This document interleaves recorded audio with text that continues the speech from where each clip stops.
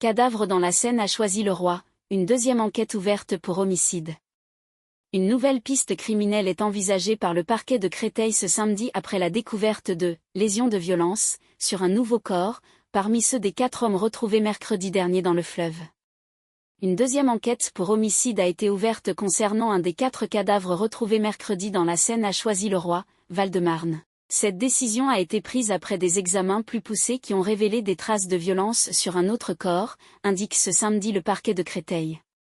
Des scanners pratiqués sur les 4 cadavres ont permis d'apprendre qu'un deuxième corps présentait des lésions de violence, indique le ministère public dans un communiqué.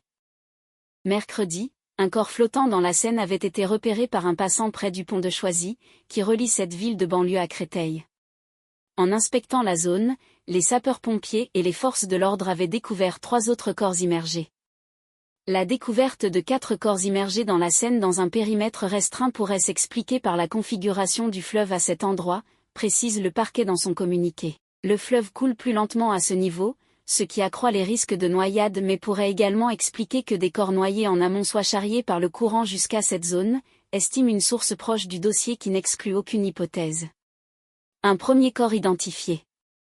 Un premier corps, resté immergé moins longtemps, est désormais identifié. Il s'agit un homme, âgé d'une 40aine d'années et domicilié dans le Val-de-Marne. Dès jeudi, des lésions de violence ont conduit à retenir l'hypothèse d'un décès d'origine criminelle, et une enquête pour homicide volontaire avait été confiée à la brigade criminelle de la police judiciaire parisienne. Quant aux 3 autres cadavres, y compris celui pour lequel la deuxième enquête a été ouverte, eu égard à l'état très dégradé des corps retrouvés, du fait de leur immersion dans l'eau, il était seulement possible de déterminer que les défunts étaient 3 hommes, adultes, sans plus de précision.